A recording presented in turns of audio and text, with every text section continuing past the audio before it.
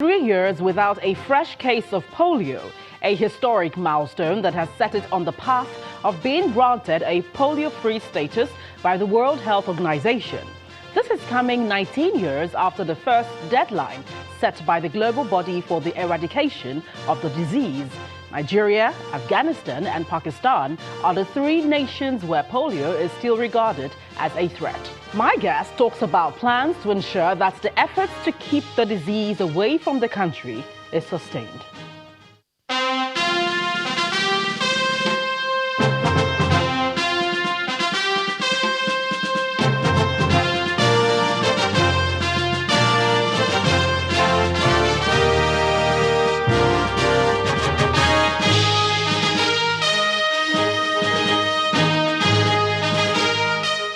Hello there, welcome to Dateline Abuja. I'm Gloria Umezeki. For the first time under the administration of President Muhammadu Buhari, there is a Minister of State for the Federal Capital Territory. Meanwhile, Malam Mohammed Bello retained his seat as the Minister of the Federal Capital Territory.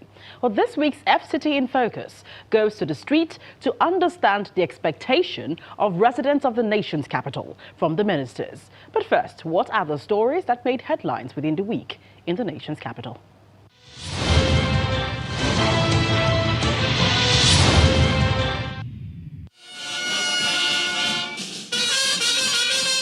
President Muhammadu Buhari believes that the 43 ministers-designate are key to the success of his administration as he challenges them to live up to the task ahead. He said this before the ministers were sworn in during a presidential retreat. As ministers, I am counting on you, together with advisors and Nigerians willing and able to contribute to build upon our roadmap of policies, programs, and projects that will lift the bulk of our people out of poverty and set them on the road to prosperity. You must open communications with your colleagues. Lack of communications lead to lack of cooperation and suboptimal performance. Meanwhile, President Muhammadu Buhari has told the incoming ministers to submit any request meant for him to his Chief of Staff, Malam Abba Kyari, and all executive matters to the Secretary to the Government of the Federation. He gave the order at the closing of the 2-day presidential retreat. Ladies and gentlemen, majority of our people are poor and are anxiously hoping for a better life. A Nigeria in which they do not have to worry about what they will eat, where they will live, or if they can afford to pay for their children's education or health care. Our responsibility as leaders of this great country is to meet these basic needs for our people. President Muhammadu Buhari has retained himself as the Minister of Petroleum as he assigns portfolio to 43 ministers after presiding over a swearing-in ceremony at the State House. 13 returning ministers retained their offices, while the president named ministers for the Ministry of Special Duties, Ministry of Police Affairs, as well as the Ministry of Humanitarian and Disaster Affairs, newly created. 3 new ministries emerged, while some were unbundled or merged. Today, I am pleased to inaugurate 43 new ministers who will work with me and the Vice President in our service to the people of Nigeria. And most importantly, you share my commitment to working tirelessly for the people of this country and to achieving a future where every Nigerian can reach his or her full potential. For the second time, Nigeria is on the verge of polio-free certification, having successfully interrupted transmission of the virus for 3 years. Nigeria's hope to obtain the certification in 2016 was dashed when 2 new cases of polio were reported in Borno State. Ending all forms of polio across the region remains an unfinished success story. The low immunization rates pose a major risk to other forms of polio virus outbreaks. The federal government has set up a committee to begin talks on how to finalize modalities for the repayment of 614 billion naira budget support facilities loaned to state by the central bank. The Minister of Finance, Hajiya Zainab Ahmed, told State House correspondents after the National Economic Council meeting, which was presided over by the Vice President, Professor Yemi Osinbajo.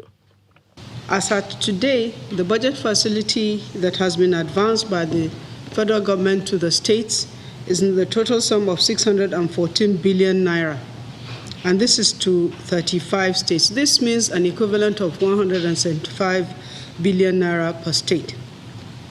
Council agreed to constitute a team of the Nigerian Governors Forum, Ministry of Finance, and the Central Bank to finalize modalities to commence repayments of this facility to the Central Bank. Non-teaching staff of Nigeria universities are asking the government to brace up for what they termed as mother of all strikes. The Joint Action Committee of the Non-Academic Staff Union of Universities and the Senior Staff Association of Nigerian Universities downed tools last week to protest the non-payment of earned allowances, funding for university staff schools, as well as the non-implementation of the 2009 joint agreement with the federal government. People will return to work because the strike is only just warning. At the end of this strike, the leadership of the JAC will sit down to review the whole system and will communicate our decisions subsequently. However, it is imperative to shed more light on the issues that prompted the warning strike so that the public and the good people of Nigeria can be well informed and be able to prevail on the government to do the needful in order to avoid the mother of all strikes that will follow this. The federal government has vowed to prosecute everyone linked with the contract that resulted in the judgment by a court in the United Kingdom, which awarded a cumulative sum of $9 billion against Nigeria and in favor of a private Irish firm. The Attorney General of the Federation, Mr. Abubakar Malami, disclosed this when he resumed office.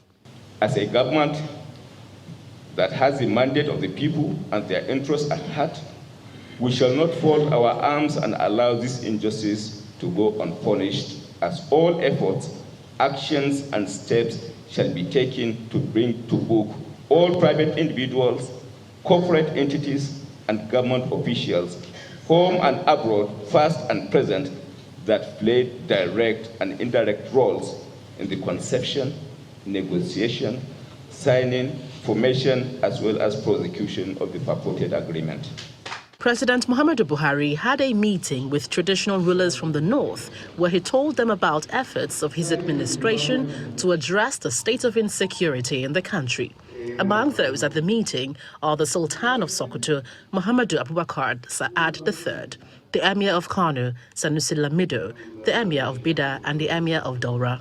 These policies and programs include a robust revamping of police intelligence gathering capacity and the significant boosting of the members of security personnel in our local communities. This, in specific terms, will include recruiting more police officers and doing so whenever possible from their local government areas, where they will then be stationed in the best tradition of policing worldwide. President Muhammadu Buhari has approved wide-ranging reforms in the broadcast industry, including the licensing of online radio and television stations. The Minister of Information and Culture, Alhaji Lai Mohammed, disclosed this when he received members of the broadcasting organizations of Nigeria.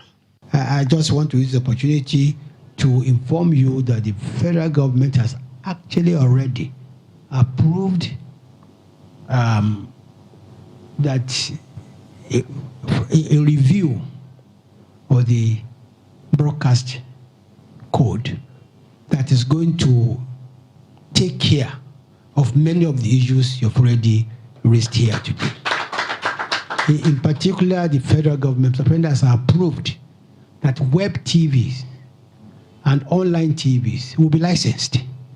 So, because we must bring sanity, into this industry.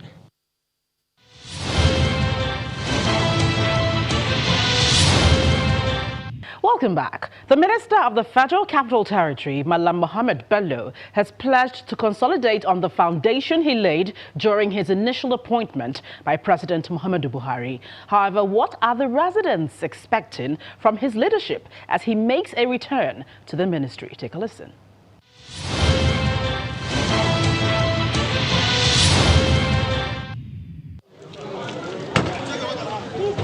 Malam Mohammed Bello making a return to the headquarters of the Ministry of the Federal Capital Territory after taking his oath as a Minister of the Federal Republic of Nigeria. He is accompanied by the Minister of State, Dr. Ramatu Aliyu. Mr. Mohammed Musa Bello. During the swearing-in ceremony, President Muhammadu Buhari underlined his expectations from the ministers. However, residents of the nation's capital have specific demands from the ministers. The reappointment is a welcome development. However, he needs to improve on his previous performance.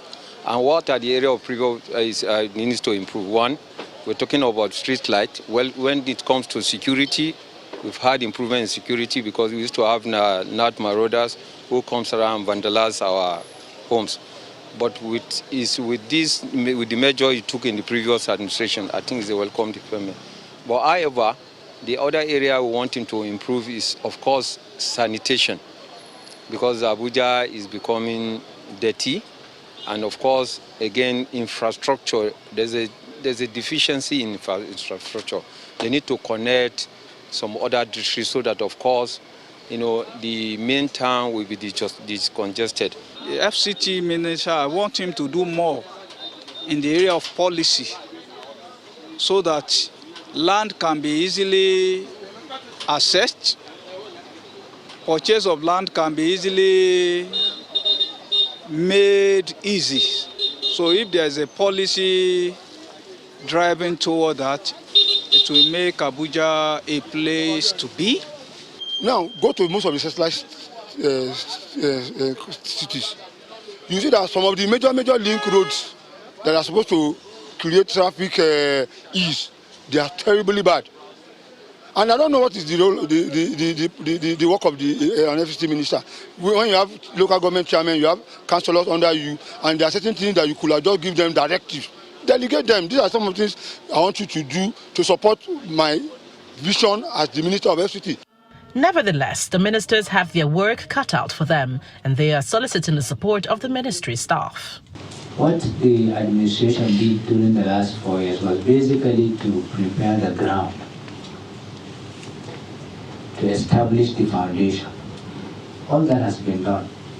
What we need to do now is to build upon the foundation that has been established. And I bet you, if we all work together, jointly, under the general policy guidelines that the President has given us, all of us will be very happy. By the time, a few years down the road, we look back, we'll realize that, yes, we feel proud of what we have done. 2 years, they say, is better than one. One better than one. To join my brother here, to do you just the good services he has rendered and will continue to render. God willing, I know at the end of this tenure, 4 years, is it 2 years, whatever it is and wherever it is it takes us to, it will be a point of reckoning. It will set history that we will be able to say, indeed, we worked together. Speaking on behalf of the workers, the Permanent Secretary, Mr. Chinyaka Oha, assured them of cooperation and loyalty. I pledge the full cooperation and loyalty of the management and staff of the FCT administration. Over the coming days, Honorable Minister, the heads of the various secretariats, agencies and departments will also be briefing you on the activities of their various SDAs. The Federal Capital Territory Administration is hoping that these appointments will help in the delivery of its mandate to develop and manage a world-class capital for the nation.